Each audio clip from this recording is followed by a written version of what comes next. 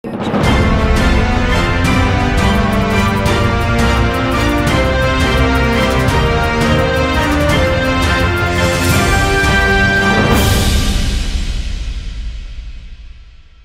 alaykum Sharq Turkistonlik aziz qarindoshlar.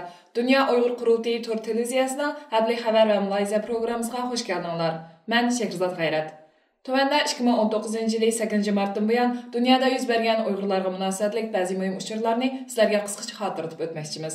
Xabardan keyin erkin obzorchi Parat Yorim Qashapandimning bu haqdagi mulohazasini anglaysizlar.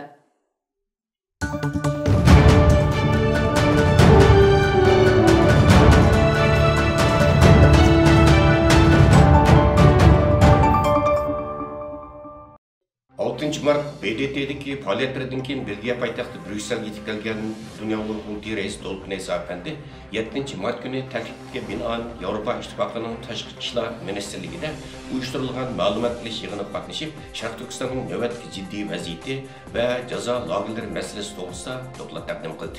Avrupa İttifaqı bilan Xitoy o'rtasida bu yil 4-oyda o'tkazilgan kishilik huquq dialogi uchun Sharq Turkistonning hozirgi real vaziyati bo'lib jazo lagerlari to'g'risida eng yangi ma'lumotlarga erish maqsadida uyushtirilgan bu yig'inni Avrupa İttifaqı Tashqi ishlar ministerligi tashkillagan. Yig'inga Qurultay reis Dolqun Eysa Efendi, Xalqaro kishilik huquq markazi, Vakolatsiz millatlar tashkiloti, Xalqaro kishilik huquqni kuzatish tashkiloti, Xalqaro kechirim tashkiloti hamda Dunyo xristian hamkorlik tashkilotining rahbarlari ishtirok qilib, o'zlari erishgan Sharq Turkistondagi jazo lagerlariga oid dalillarni o'tirib qo'yib o'tdi. Yig'inga Avrupa İttifaqı Tashqi ishlar ministerligining Osiyo ishlari komiteti va kishilik huquq komitetining mas'ullari qatnashgan. Bu qatimki yig'inda notli holda Uyg'ur diyorining vaziyati va jazo lagerlari masalasi muzokara qilinib qolmay, balki yana Xitoyning muajiratga kishilik huquq faoliyatlariga ziyonkashlik qilish masalalari tilga olingan. Dolqun Eysa Efendi Tashqi ishlar ministerligida o'tkazilgan bu yig'inda xalqaro besimning ortishiga qaramay Xitoyning Uyg'urlarni yo'qotish niyatidan voz kechmayotganligini, Sharq Turkistondagi jazo lagerlari ko'lamining barg'ansiri kengayotganligi, yüz minglagan Uyg'ur tutqunlarni Xitoyning ichki o'lkalariga yo'tqilayotganligi, ularning organ atkazchiligining qurboniga aylanib ketish ehtimoli borligi, Yevropa İttifaqıning bu masalaga jiddiy muomala qilishi lozimligini o'tirib qo'ydi. Şunun bilan birga Dolqun Eysa Efendi yana jazo lagerlarida barg'ansir ko'payayotgan o'lim yetim hodislari, izdireksiz g'oyib qilib o'tish hodisasining jiddiy andisha qo'zg'ayotganligini alohida eskartib o'tdi. Washingtondagi buyuk namoyish tayyorlab qilish guruhi tomonidan hozirlab taqdirlangan tashviqot logosi chet ellardagi Sharq Turkistonliklarning qizg'in olqishiga sazovor bo'ldi. Ko'plagan qarindoshlarimiz bu logoni o'zlarining telefon, Facebook va boshqa sotsial tarmoqlarda bosh surat qilib qo'llashga boshladi. Washington namoyishiga tayyorlik qilish guruhi bu qatimki namoyishning eng inchki halqalarigacha o'zlarining tayyorlik xizmatlarini jiddiylab bormoqda.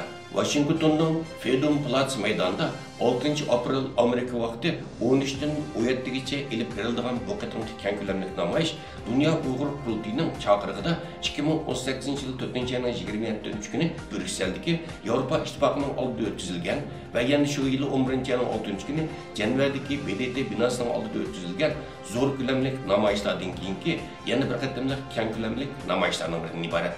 Növbətdə bütün dünyada Xitoyning Sharq Turkiston tasdiqlangan jazo lagerlariga oid simvol xarakterlik mashhur suratga aylangan bu rasmdagi jazo lagerining o'rni va rasmdagi ba'zi Uyg'ur mahbuslarning kimligi oshkorlandi. Növbətdə Germaniyada siyosiy panohlik tilab turayotgan va yurt xotinning Lob noyisidan bo'lgan To'xtiro'zi Ubul apandim bu rasmdagi ba'zi Uyg'urlarni tanib olgan. Uning bildirishicha, bu rasm xotinning Lob noyisidagi jazo lageriga oid bo'lib, o'rni Beijing san'at rayoni deb atalgan Simut zavodining oldida. Oldingi ratdagi oqchashli bo'yning ismi Abdulla bo'lib, kasbiy yog'ochchi. Turishlik o'rni Lob noyi, Lob bozorli 5-kan 1-mahalladan. Abdullahning keyindan 2-kishi Ilohun qari, Lob noyisining do'liyasidan. Yana Abdullahning keyindan sanaganda 4-kishi Turg'un Aziz. Laqami Shangtang Ajim, kasbi oshpaz. O'tirishlik yeri Lob noyi bozor ishi. Merkez Amerika'daki Uyghur Hareketi Teşkilatı 8 Mart Xalqaro ayollar bayrami munosabati bilan bayonot e'lon qilib, xalqaro jamiyatni Uyg'urlar duch kelayotgan ta'qiblashlarni to'xtatishga, Yahudilarga qarshi elib berilgan qirg'inchilikning Sharq Turkistonda qayta yuz berishining oldini olishga chaqirdi. Bayonotda Uyg'ur xalqining taqdiri xatarga duch kelgan bir vaqtda dunyo yana bir tragediyaning yuz berishiga sukut qilmasligi kerak deyilgan. Merkezi Amerika'daki Uyghur Hareketi Teşkilatı Uyghur ayollarının 2018 yıl 15 Mart günü portlagan bir qadam bir ovoz nomli xalqaro namoyish asosida shakllangan bir xalqaro harakatdan iborat. Merkezi Amerika'nın New York şəhərindəki Jurnalistlar Qoğdaş Komiteti 8 mart ayollar bayramı münasibəti bilan doklad elan qılıb, dünyanı Uyğur ayol jurnalistlərini öz içigə alğan, türmədəki ayol jurnalistlərini unutub qalmaslıqı çağırğan. Dokladda Xitay türməsində yetib atqan 7 nəfər ayol jurnalistinin ismi tilgə alınğan. Ularning 3 nəfər Uyğur bo'lib, uningda Gülmira Imin, Atikam Rozi və Chimangul Avut tanıştırılğan. Gülmira Imin yarım torunun sabiq tor başqaruvchisi bo'lib, 2009 yılı 5 iyul Urumchi qirg'inchiligida tutqun qilingan. U to'plangan qutratqiliq qilish bilan ayblanib, muddatsiz kesilgan. Uyg'ur biz to'rining boshqaruvchisi Atikam Rozi 2014 yılı 11 oyda otaqliq Uyg'ur o'qitish ziyoli Ilhom To'xtiga chetilib tutqun qilingan. Amerika Tashqi ishlar ministrligining xalqaro diniy ishlar bosh elchisi Sam Brownback 8 mart kuni Hong Kong chet ellik muxbirlar klubida nutq so'zlab, Xitoyning Uyg'urlarni bostirayotganligini tanqidlagan. Uning bayon qilishicha, navbatda Xitoy kompartiyasi diniy e'tiqodga qarshi urush qilayotgan bo'lib, uning bu xil siyosati oshqunlikni yanada kuchaytirdi. U bu so'zlarni 8 mart kuni Hong Kong chet ellik muxbirlar klubida nutq so'zlaganda qilgan. Sam Brownback apandi nutqida Xitoyda katoliklar, musulmonlar, Tibet Budistlar qarta kamsishning kuchayganligini eskartib, Xitoy kompartiyasi dindor kishilardan qo'rqamdi. U nima uchun Injilga bosh qo'ygan xalqqa ishonmaydi? Uyg'ur bolalarga nima uchun Muhammad deb ism qo'yishga bo'lmaydi? Nima uchun Tibetliklarning 1000 yildan beri davomlashtirib kelgan o'zining diniy rahbarlarini o'zi saylashiga hurmat qilmaydi deb savol qo'ygan. Dunyo Uyg'ur politining o'rlashtirishi bilan alga tunilgan qozoq aktivist Ömer Bekal afandim Germaniya poytaxti Berlinda Sharq Turkistondagi jazo lagerlari to'g'riliq guvohlik berdi. Xitoyning lagerida 7 oy yetib chiqqan, hozir Turkiyada yashayotgan Qozog'iston fuqarosi Ömer Bekal afandi Dunyo Uyg'ur politining raisi bo'lgan esa Qurultayning Yevropalik siyosiy ishlar mas'ul alayida vakili ham Yevropa Sharq Turkiston birligining raisi Asqarjon va Qurultay fondining raisi Abdul Ahmad afandimlardan tarkib topgan Qurultay rahbarlarining hamrohligida 10 mart kechda Berlinga yetib kelgan.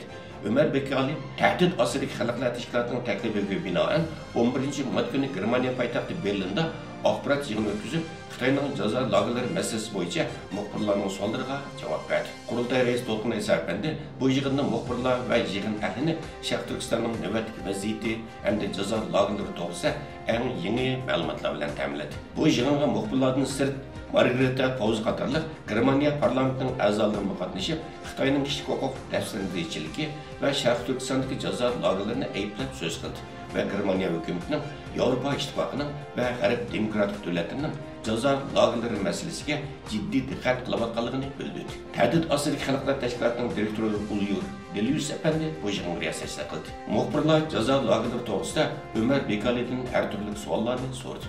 Ömer Bekali afandim muxbirlarning savollariga javob berish bilan birga jazo lagerlaridagi o'z kechirmishlari hamda ko'rgan bilganlar to'g'ri atrofli ma'lumot berdi. Tayvanning poytaxti Taybida o'tkazilgan xalqaro diniy erkinlik muhokama yig'inining ichilish marosimida so'z qilgan Tayvan prezidenti Tsai Ing-wen jazo lagerlari masalasini tilga olgan. 3-oyning 12 kunigacha davomlashadigan xalqaro diniy erkinlik yig'ini Tayvan tashqi ishlar ministrligi, Amerikaning Tayvan to'shliq organi va Tayvan demokratiyani ilgari surish fondi birga uyushtirgan bo'lib, yig'inga diniy besim uchrayotgan Uyg'ur, Tibet va Falun Gongchilardan sirt Osiyo qit'asi diniy jihatdan ziyonkashga uchrayotgan boshqa millatlarning vakillari qatnashgan.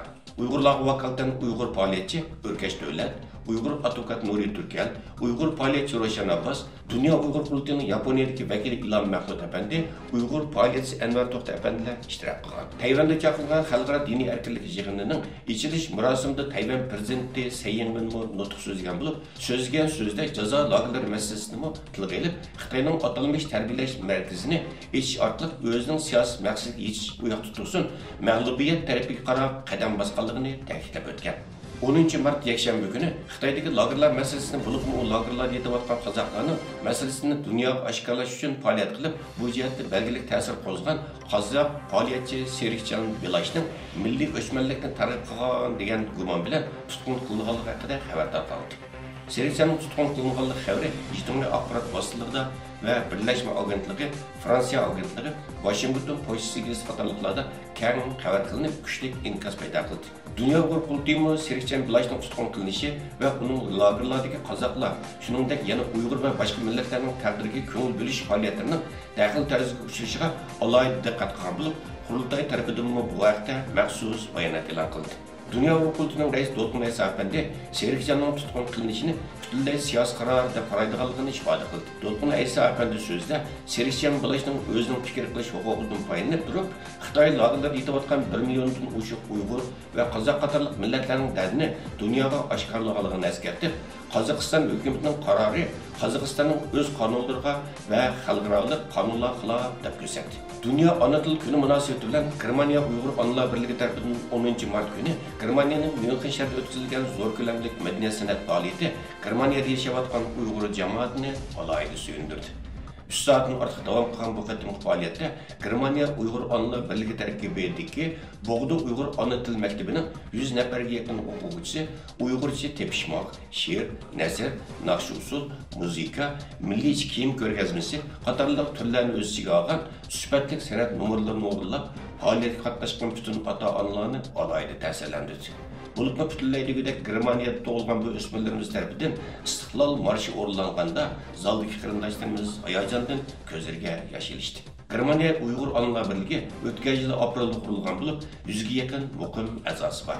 Uning tarmog'idagi Bo'g'da Uyg'ur maktabining 1 yilga yetmagan vaqtida rasmiy o'quvchi soni 92 ga, kasbiy o'qituvchilardan tarkib topgan xolis o'qituvchisi 9 nafarga yetdi. Yosh kategoriyasi bo'yicha 4 sinf tasdiqlangan bo'lib, Uyg'ur tili va urf-odatlari, rasm, san'at qatorliq dars turlari bor. Bolalarning eng kichigi 3 yosh, cho'nglari 16 yosh. Germaniya Uyg'ur Onalar Birligi Germaniya hukumatining rasmiy tasdiqini va qonun ruxsatini olgan va ona bolalar uchun xizmat qiladigan bir ijtimoiy tashkilot. Hozir qadar ular o'zlarining faoliyatini siltgana Germaniyadagi pilakar xonimlarni iyona qilishga uyushtirib, Turkiyadagi Uyg'ur o'quvchilar va ota-onasi yanada bo'lmagan narsida bolalarga 3200 euro yordam berdi. Bu qatimki Ana Dil Kuni faoliyatida o'smirlarimiz tarafidan tanishtirilgan 12 jup milliy kiyim-kechaklarning hammasini Germaniya Uyg'ur Onalar Birligi a'zo Qo'ligul xonimlar o'zlari loyilab, o'zlari tikkan.